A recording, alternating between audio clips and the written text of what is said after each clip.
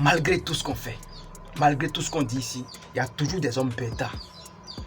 La vidéo que je vais vous présenter maintenant, la famille, c'est la vidéo d'un bêta, d'un homme bêta. C'est un vrai bêta. À cause de cette erreur qu'il a commise là, il a fini sa vie comme ça. Donc regardez la vidéo jusqu'à la fin, ça va trop chauffer la famille. Et la fin, comment vous allez, j'espère que vous portez bien. De mon côté, ça va super bien. Bienvenue dans la maison des alphas. Ici, nous formons des hommes alpha capables de se défendre devant la femme. Les hommes qui comprennent la femme jusqu'à la fin, la psychologie et les secrets de la femme. C'est ici on partage. Donc abonnez-vous, activez la cloche de notification pour ne rien rater, pour me soutenir, liker cette vidéo. Pour plus de conseils, pour des séances de coaching, contactez le seul numéro plus 229 51 03 71 79. La famille, comme je vous l'ai dit, je vais vous présenter une vidéo. Voilà, cette vidéo, vous allez regarder jusqu'à la fin pour voir comment ce bêta, il a mal fini sa vie. C'est dommage.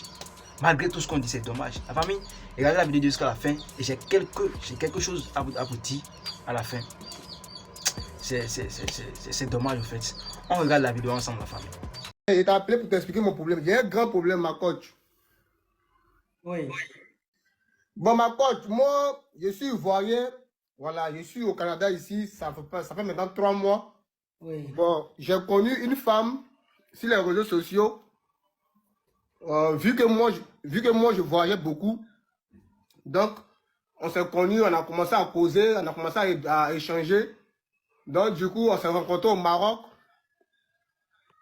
où on a passé du bon moment. Ensuite, elle est venue en Côte d'Ivoire, on a commencé les démarches. Et aujourd'hui, grâce à Dieu, je suis au Canada ici, chez elle. Oui. Mais le souci, ma coach, je souffre. Pourquoi? Je souffre très mal. La femme, elle n'est jamais rassasiée.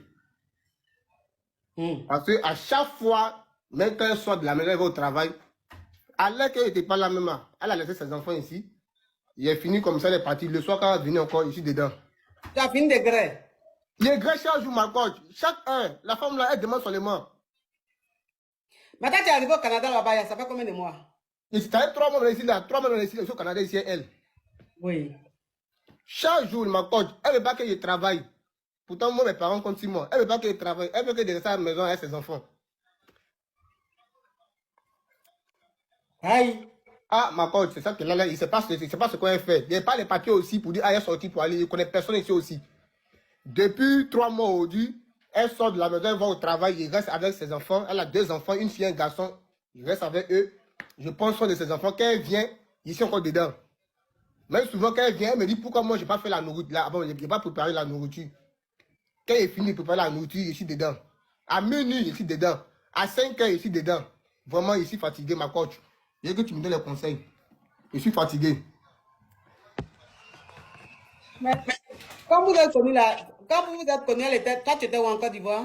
Moi, j'étais en Côte d'Ivoire. On s'est connus sur les réseaux sociaux. Après, on s'est rencontrés au Maroc. Où elle est venue au Maroc. Parce qu'au départ, je n'avais pas le visa. On ne pouvait pas se voir, il n'y avait pas le visa. Donc, c'est au Maroc on se croisait. Oui. Vu que moi, j'avais l'habitude d'aller au Maroc. Donc, c'est au Maroc qu'on se croisait. Il faisait le programme, on se croisait au Maroc. Et après, la relation a évolué.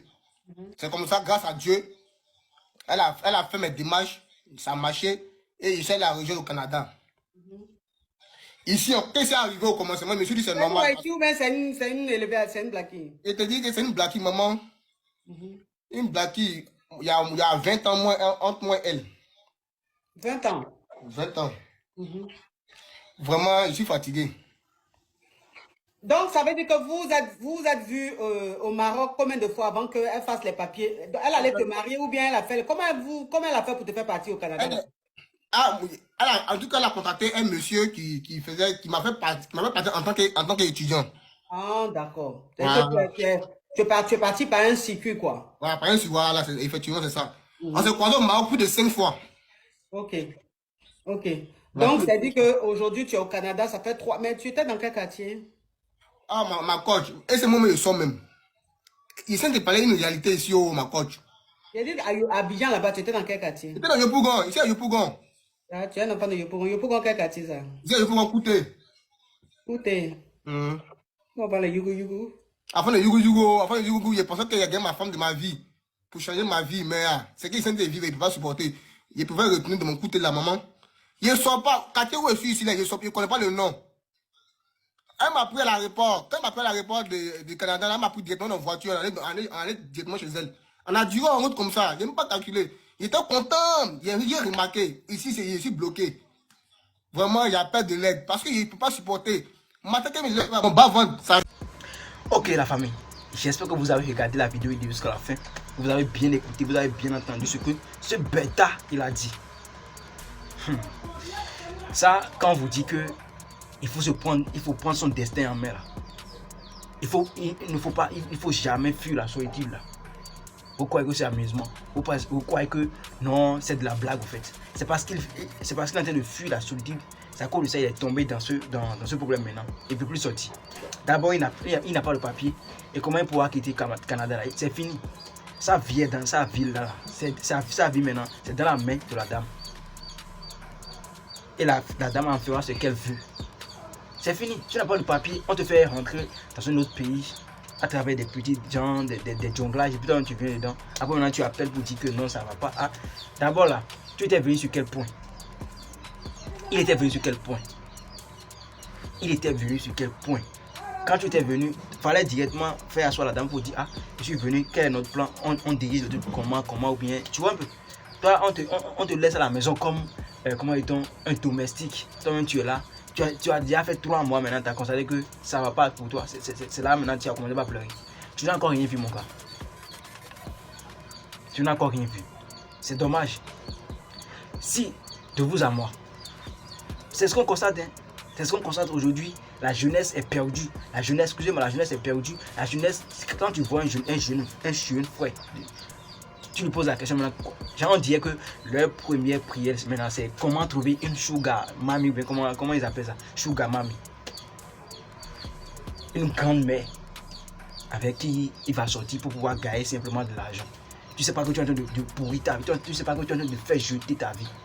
Mon gars, si toi qui me regardes actuellement, si tu as cette idée, mon gars, je te déconseille ça. Je te déconseille parce que ça finit toujours mal. Ça finit toujours mal.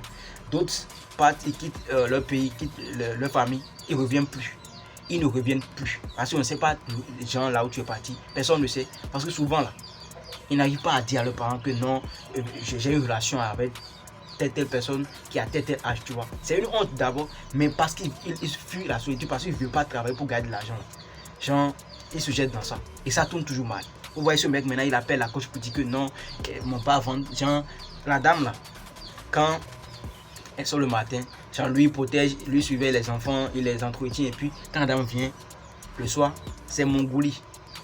Mongouli jusqu'au matin. Mongouli, sonnerie jusqu'au matin. Tu vois. Lui, c'est sa vie, ça. Lui, il gagne quoi maintenant? Fallait rester dans son pays. Fallait rester dans son pays. C'est parce qu'il est un pétard. Il ne veut pas travailler pour gagner sa pauvre vie. Il veut la genre, c'est la facilité qui l'a conduit dans ça maintenant. La facilité. Il ne veut pas travailler dur pour gagner sa vie. Ouais, là où ça l'a amené. C'est dommage, les gars. Travaillons très dur. Il n'a pas d'honneur sur la tête. Il n'a pas, toi, un père de famille. Toi, genre, toi, l'espoir d'une famille. À cause de la facilité, tu as jeté ta vie en l'air. C'est fini.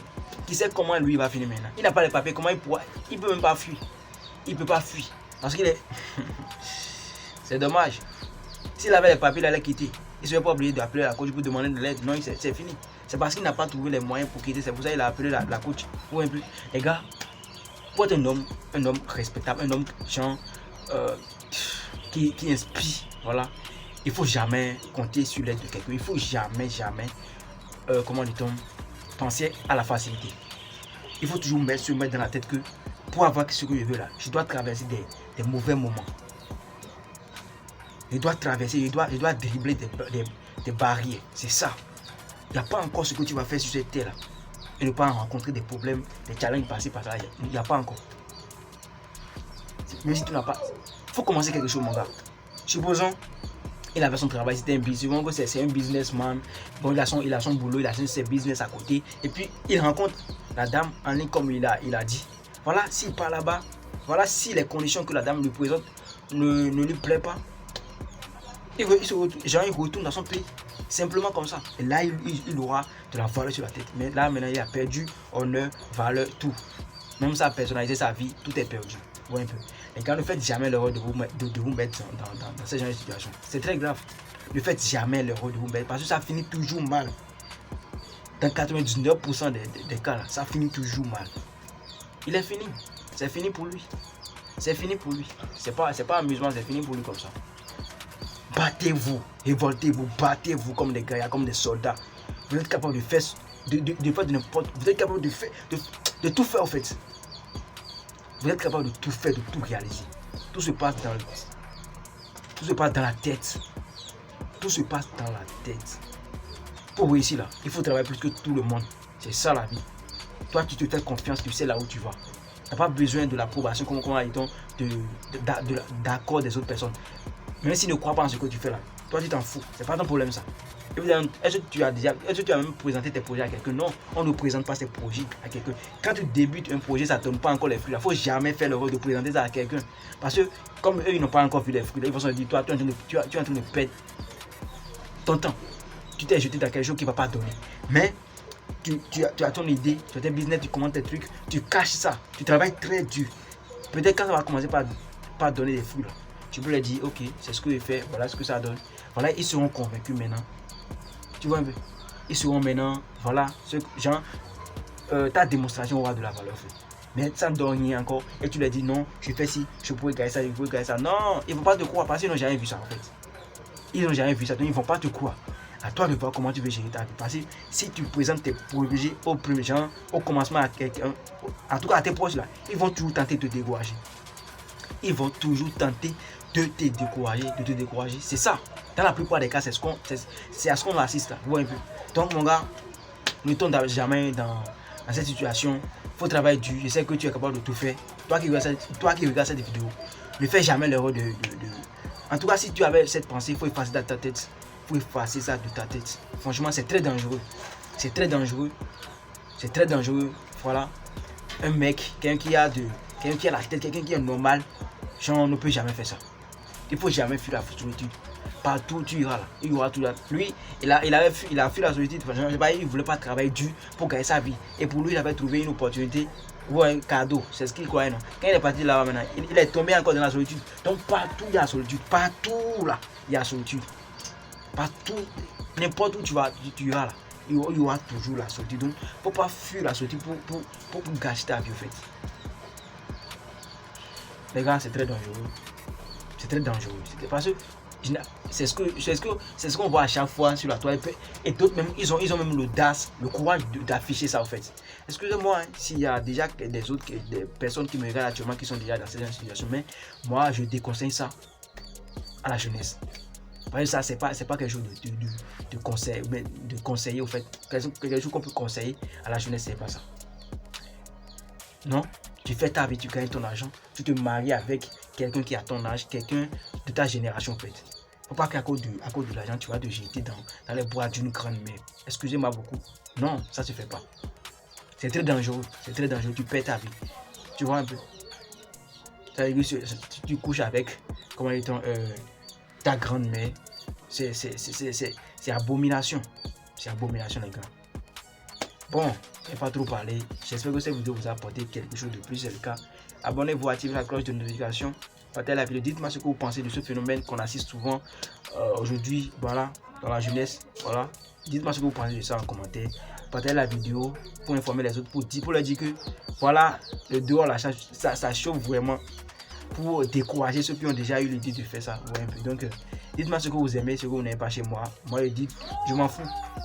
Je lis tous les commentaires, je réponds à tout le monde. Donc, je suis un être humain, j'ai le droit de faire des erreurs. Donc, je m'en fous des commentaires. Je réponds à tout le monde comme il le faut. Voilà. Partagez la vidéo, abonnez-vous à la chaîne, activez la cloche de notification. Je vous dis, pour plus de conseils, pour des séances de coaching, contactez le seul numéro plus 229 51 03 111 79. Vous serez bien servi. Ici, c'est la maison des affaires, comme je le dis toujours. C'était votre champion. Grâce.